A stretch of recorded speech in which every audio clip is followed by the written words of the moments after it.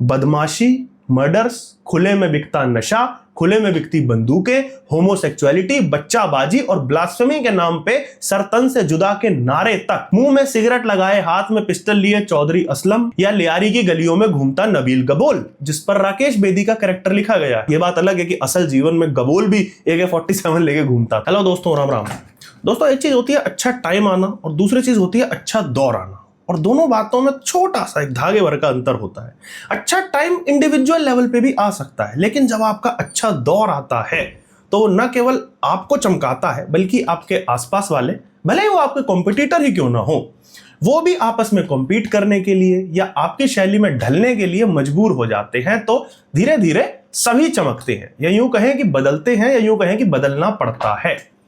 Cinema की बात करें तो एग्जाम्पल चाहे उरी का हो, जिसके बाद हर किसी को अचानक से आर्मी के मिशंस या स्पेशल फोर्सेस के कॉम्बैट से संबंधित स्क्रिप्ट्स लिखने की याद आ गई, या फिर एनिमल की बात करें जिसके बाद चाहे बागी 4 हो, ओ रोमियो हो, या इसी साल जो किंग आने वाले हैं हमारे, इन सभी के राइटर डायरेक्टर्स को अचानक से याद आया क्यों ना एक बैडएस, एक विध्वंसक प्रोटैगनिस्ट लिखा जाए। शाहरुख जी को अपने 30 साल के करियर में कभी इतना खून में लथपथ आपने नहीं देखा होगा जितने किंग के पोस्टर में, टीजर में देखा है। इसे कहते हैं दौरान। और उरी ने जो एक एटम बम गिराया था, आदित्य धर ने उसके बाद एक हाइड्रोजन बम भी गिरा दिया है जिसका नाम है धुरंधर। दोनों ही फिल्मों में फिल्म मेकिंग का लेवल यह है कि इनकी तुलना यानी कि कंपैरिजन किसी और फिल्म से करना अपने आप में ही ब्लास्फेमी जैसा फील होता है। धुरंधर 1 की यदि तुलना करनी है तो 2 से होगी, और 2 की करनी है तो 1 से होगी। ये बात अपने आप में किसी निर्देशक को, लेखक को उसकी सबसे बड़ी जीत की तरह दिखा देती है कि उसने खुद ही ऐसा बेंचमार्क सेट कर दिया है जिससे वो अपने अगली फिल्म से खुद ही तोड़ता है। तो इस वीडियो में बात करेंगे कि चाहे गुरुदत्त की प्यासा या कागज के फूल हो, राम गोपाल वर्मा की सत्या हो, फरहान अख्तर की दिल चाहता है, आदित्य धर की उरी, संदीप रेड्डी वांगा की एनिमल, ये फिल्में किस तरह अपनी इंडस्ट्री को रीडिफाइन करती हैं। और उसके बाद सिनेमा मान लो कि पोस्ट एनिमल और प्री एनिमल, या post Uri pre Uri, post धुरंधर प्री धुरंधर के 2 धड़ों में बट जाता है। धुरंधर के बाद बॉलीवुड और पूरी इंडियन फिल्म इंडस्ट्री किस तरह से रीसेट होने वाली है। पोस्ट धुरंधर केवल बॉलीवुड ही नहीं, साउथ इंडियन सिनेमा में भी किस तरह के बदलाव आएंगे, इस वीडियो में उस पर गहन चर्चा करेंगे। लेकिन वो चर्चा होगी प्योर फिल्म मेकिंग के बेसिस पे। यहां मैं आपको राइटिंग, एक्टिंग, म्यूजिक, डायरेक्शन और मेकअप और कॉस्ट्यूम तक के एग्जाम्पल देकर फिल्म मेकिंग के आधार पर बताऊंगा कि पोस्ट धुरंधर भारतीय सिनेमा को कैसे अपने आप को या तो रीडिजाइन करना पड़ेगा या फिर वो इस नई ड्रेस में पीछे छूट जाने वाले हैं। इसे यूं भी देखा जा सकता है कि धुरंधर फिल्म मेकिंग के अलग अलग आयामों पे फ्यूचर में आने वाले राइटर्स को, डायरेक्टर्स को क्या सिखाएगी, या यूं कहें कि अगर फिल्म स्कूल में ये फिल्म पढ़ाई जाएगी तो उसके लेसन्स किस तरीके से डिवाइड होंगे। सबसे पहले बात कर लेते हैं कास्टिंग की और एक्टिंग की। तो इसे एक लाइन में कहूं तो बॉलीवुड को सबसे पहले तो यह समझना होगा कि अब एब्स नहीं, एक्टिंग चाहिए। एक दौर था दोस्तों जब 8 पैक एब्स दिखा करके, पेट पे तेल मालिश करके कैमरा के आगे आ जाना अच्छी एक्टिंग कह दिया जाता था। लेकिन धुरंधर ने हमें दिखाया कि जो बंदा इतनी बड़ी मल्टी स्टार कास्ट में भी फिल्म की सबसे तगड़ी ऑरा फार्मिंग करके गया, उसने एब्स तो दूर की बात, पूरी फिल्म में शर्टलेस सीन तक नहीं दिया।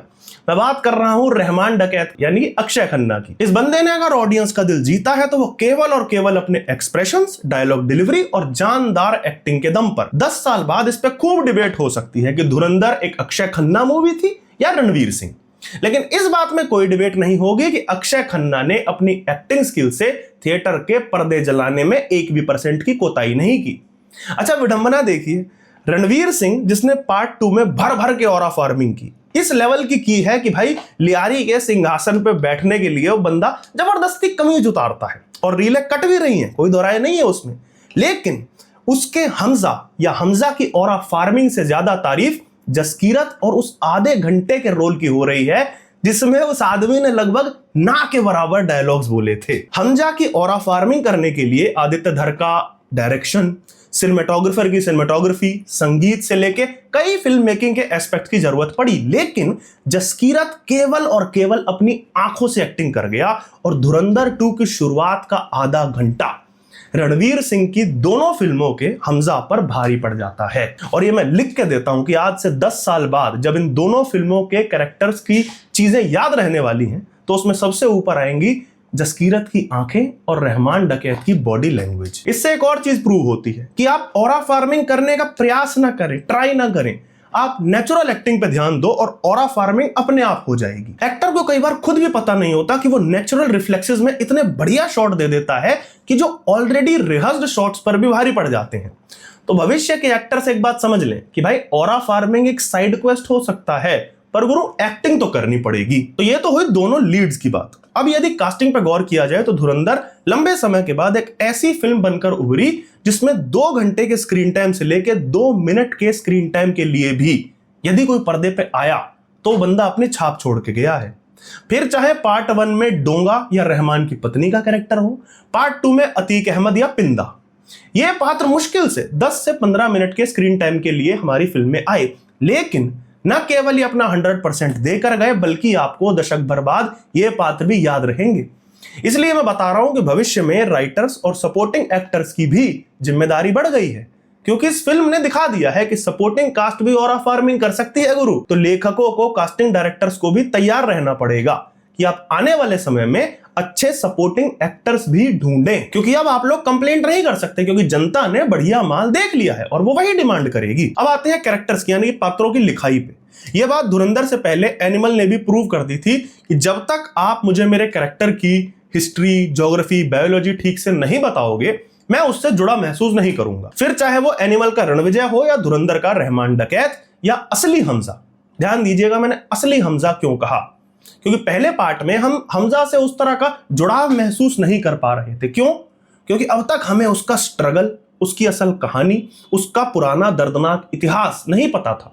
जैसे ही सेकंड पार्ट में हमें वो पता लगता है, हम उस कैरेक्टर से जुड़ जाते हैं। पार्ट 1 में हमें रहमान के कैरेक्टर से यह बात बता के जोड़ा गया कि किस तरह वो इतना क्रूर, इतना सनकी है कि अपनी मां तक की हत्या कर सकता है। जमाली यूं ही नहीं कह देता है कि जो अपनी मां को मार सकता है वो भला किसी का सगा होगा। ऐसे लोमड़ी जैसे कैरेक्टर से जब आप जुड़ते हो, तभी उसके किसी भी एक्ट के लिए आप इमोशनली फुल सपोर्ट या उसका विरोध कर पाते हो। अब किसी भी कैरेक्टर का इंट्रोडक्शन जब गोवा के किसी बीच पे नाचते हुए होगा, उसकी बैक स्टोरी के रूप में वही घिसी पिटी 20 साल पुरानी कहानी हमें सुना दी जाएगी, तो केवल 6 पैक एब्स देखकर या एक्शन देख के हम उस कैरेक्टर से जुड़ नहीं पाएंगे। ह्यूमन नेचर होता है। तो भविष्य में राइटर्स की जान की यह भी आफत आने वाली है, क्योंकि धुरंधर ने आपको मजेदार होमवर्क दे दिया है। और ये मैं केवल लीड एक्टर्स की बात नहीं कर रहा हूं। चाहे चौधरी असलम का सांप जैसा कैरेक्टर लिखना हो कि इससे क्रूर, नीच और धोखेबाज कोई हो नहीं सकता, या फिर मेजर इकबाल के रूप में हमें आदित्य ने एक ऐसा कैरेक्टर दिखाया जिसके सर पे न केवल एक भूत सवार है, बल्कि अपने बाप के कारण, एक बददिमाग बाप के कारण वो एक चाइल्डहुड ट्रॉमा तक से गुजर रहा है। यह भी आपको बताया गया कि आपको पता चला यदि ऐसा सन की बाप हो तो तुम आतंकवादी के अलावा और क्या बन पाओगे, बताओ। कई लोगों ने इस पर ध्यान नहीं दिया होगा, लेकिन आदित्य ने मेजर इकबाल की बेटी को ऑटिस्टिक दिखा के थोड़ा सा सॉफ्ट कॉर्नर देने का प्रयास किया था, जो कि हर नेगेटिव कैरेक्टर के साथ लिखाई में देना होता है। आप हॉलीवुड फिल्म कोई भी देखेंगे, बॉलीवुड की भी तगड़ी फिल्म देखेंगे तो आपको मिलेगा। लेकिन अर्जुन रामपाल का कैरेक्टर इतना घिनौना, नफरती, घृणा से भरा हुआ और हिंदुस्तान के प्रति घिन पालने वाला था कि हमारा उस सॉफ्ट कॉर्नर की तरफ ध्यान ही नहीं गया।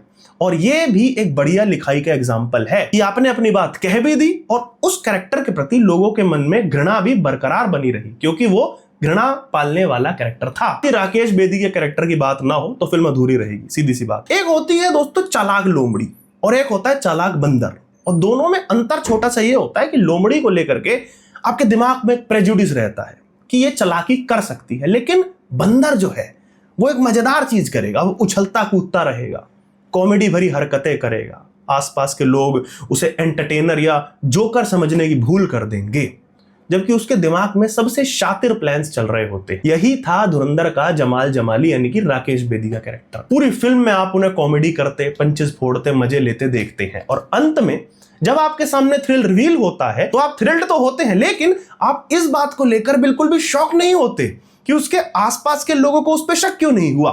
अरे भाई, जब तुम्हें स्क्रीन के बाहर से देख के शक नहीं हुआ, जो पूरी सिचुएशन को मॉनिटर कर रहे थे, तो उसके आसपास के लोगों को शक कैसे होता। इसे भी मैं आलम भाई के एक छोटे लेकिन बहुत महत्वपूर्ण रोल की तरह राइटिंग का मार्वल मानता हूं। तो 100 बात की एक बात कि यदि फिल्म को सक्सेसफुल बनाना है तो तुम्हें मेन लीड ही नहीं, एक एक कैरेक्टर की हिस्ट्री, ज्योग्राफी, बायोलॉजी बढ़िया बतानी होगी। एक्टिंग राइटिंग के बाद आते हैं म्यूजिक पे। इस मामले में भी पहले एनिमल ने और अब धुरंधर ने इंडियन ऑडियंस को चौंका दिया है कि किस तरह पुराने गाने उठाकर भी एक बढ़िया एल्बम तैयार की जा सकती है। यह बहस खूब हो सकती है कि धुरंधर 1 बढ़िया थी या 2, लेकिन इसमें कोई दो राय नहीं है कि संगीत के मामले में दोनों एक दूसरे को कांटे की टक्कर देती हैं। और यहां पर तारीफ करनी होगी म्यूजिक डायरेक्टर शाश्वत सचदेव के विजन की। जिस चीज में अधिकतर बॉलीवुड म्यूजिक डायरेक्टर्स कंपोजर्स गाली खाते हैं, उसे शाश्वत ने इतनी सुंदरता से करके दिखाया कि हर म्यूजिक लवर भाई का दीवाना बन गया। और वो चीज थी सैम्पलिंग। जिन्हें नहीं पता दोस्तों, उन लोगों को बता दूं कि सैम्पलिंग पूरा म्यूजिक कॉपी करने या प्लेजराइज करने से किस तरह अलग होती है। एक तो तरीका है कि पूरा का पूरा गाना उठा लेना, उसमें बोल बदल देना या थोड़ी बहुत बीट ऊपर नीचे कर देना, जिसे लगभग कॉपी करना या रीमिक्स कहा जाता है आजकल की भाषा में। इसमें भी कई बार बढ़िया गाने निकल आते हैं, लेकिन अधिकतर हगास ही फैलती है, क्योंकि पिछले गाने का जो ऑरा फार्मिंग होती है वो हमारे दिमाग में होती है कहीं ना कहीं सबकॉन्शियस में, तो हम नया उतनी आसानी से एक्सेप्ट नहीं कर पाते। लेकिन फिर भी कुछ ना कुछ बढ़िया गाने निकल आते हैं। आपको ओके जानू फिल्म का हम्मा हम्मा गाना याद होगा, जिसमें पूरी तरह ए आर रहमान के म्यूजिक को उठाया गया था, लेकिन फिर भी गाना सुनने में उतना बुरा नहीं लगता। लेकिन हर बार ऐसा नहीं होता। फिर चाहे वो स्ट्रीट डांसर का इलीगल वेपन हो या जजमेंटल है क्या फिल्म का वखरा स्वैग, अधिकतर रिमिक्सेस या कॉपी करके लाए गए नए गानों को गालियां ही पड़ती हैं। वहीं सैम्पलिंग जो टेक्निक होती है वो अलग होती है। इसमें पूरे गाने का music as it is copy नहीं किया जाता या उठाया नहीं जाता, बल्कि गाने का एक पार्ट हुक की तरह उठाया जाता है, जिसे नए गाने में हुक की तरह ही यूज किया जाता है, लेकिन उसके चारों ओर ओरिजिनल नया गाना लिखा और कंपोज किया जाता है। यही टेक्निक शाश्वत सचदेव ने दोनों धुरंधर फिल्मों में अपनाई। पहली फिल्म की मेन एल्बम में 11 में से 7 और धुरंधर 2 की एल्बम में 14 में से 6 गाने सैंपलिंग करके बनाए गए हैं, और हर गाना एक से एक बैंगर है। सारे सैंपल गानों में तो फ्यूजन है ही, इसके साथ ही कुछ मन अटकिया जैसे गानों में रैप के साथ इमोशनल फ्यूजन जो शाश्वत ने किया है। म्यूजिक की दुनिया में बैंगर से नीचे कुछ भी नहीं कहा जाना चाहिए, पाप होगा उसे कहना। खान साहब, रिबेल, सतिंदर सरताज जैसे आर्टिस्ट को मेन स्ट्रीम में लाना, उन लोगों को ऐसे लोगों के सामने पहचान दिलाना जो लोग अब तक इन अंडररेटेड जेम्स से अनजान थे, यह बात काबिले तारीफ है। इसके साथ ही अनमैचेबल बैकग्राउंड स्कोर के साथ शाश्वत और आदित्य ने एक और बेंचमार्क सेट कर दिया कि यदि फिल्म को नॉर्मल लेवल से ऊपर के पायदान पे रखना है तो आप म्यूजिक को इग्नोर नहीं कर सकते। और जैसा कि कहते हैं कि नकल के लिए अकल चाहिए, तो ऐसा नहीं है। धुरंधर 1 के बाद ऐसे प्रयास नहीं हुए।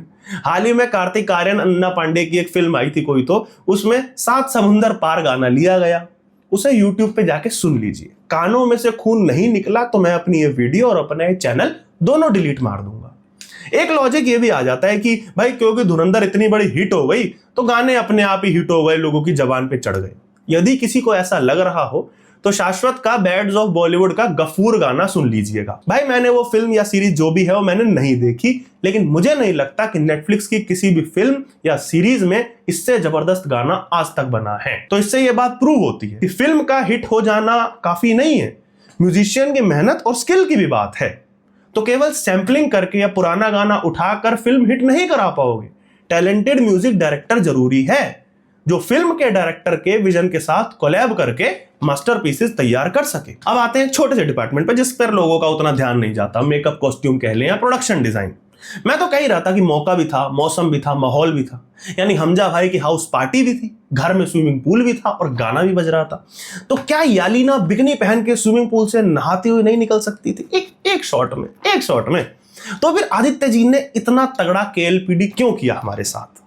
इसलिए किया क्योंकि यह बकरचैटी अब जनता स्वीकार नहीं करेगी। आप पाकिस्तान बेस्ड फिल्म बना रहे हो, एक ऐसा समाज, एक ऐसी विचारधारा जहां पर लड़की की उंगली या नाखून दिख जाने पर उसे पत्थरों से पीट पीट के मार दिया जाने का प्रावधान है।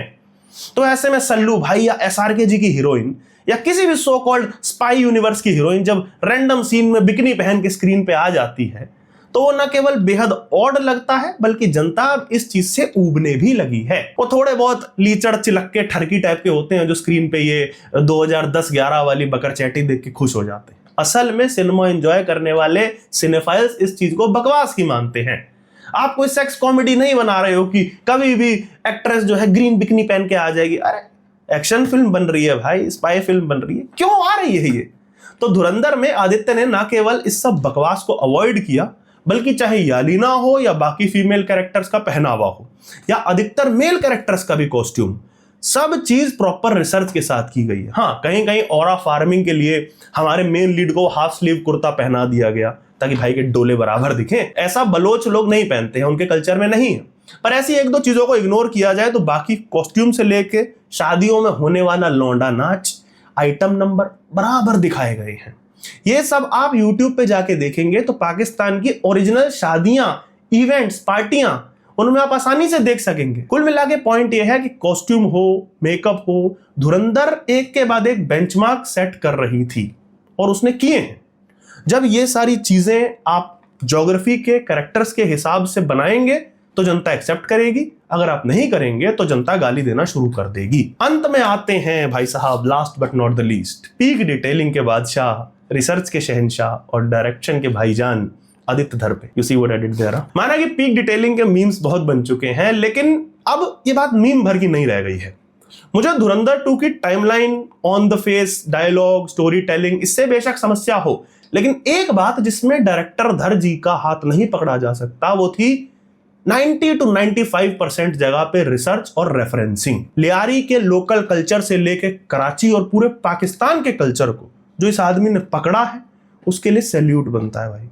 बदमाशी, मर्डर्स, खुले में बिकता नशा, खुले में बिकती बंदूकें, होमोसेक्सुअलिटी, बच्चाबाजी और ब्लास्फेमी के नाम पे सरतन से जुदा के नारे तक, जिन बारीकियों में जाके आदित्य ने कटाक्ष और गंभीर दोनों का मिश्रण करके पाकिस्तान की एक तस्वीर पर्दे पे उतारी है, उस लेवल के सिनेमा को लंबे समय तक टक्कर देना मुश्किल होगा। जिन्होंने न देखी हो वो वाइस की डॉक्यूमेंट्री जाकर के देखें, जहां लियारी की गैंग वॉर, अरशद पप्पू से लेकर उजैर बलोच और एसपी असलम का चरित्र एकदम क्लियरली दिखाया गया है।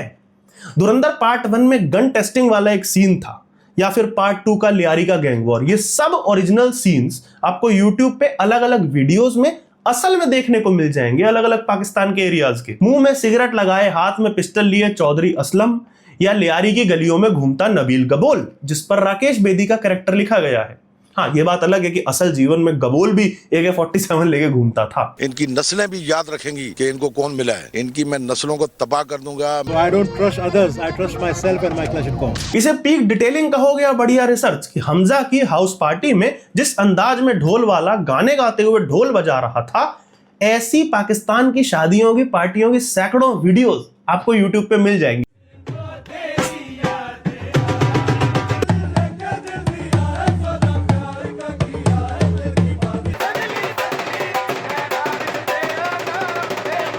दुबई के होटल में मीटिंग के दौरान अजय सान्याल का एस्ट्रे में केवल ऐश गिराना हो सिगरेट का बढ़ने, और हमजा का मुसलमान से दोबारा सरदार यानी कि जसकीरत बनने पर सिगरेट तोड़कर फेंकना, ऐसी छोटी छोटी चीजें जिनके कारण आप राइटर डायरेक्टर की प्रशंसा करने पर मजबूर हो जाते हो।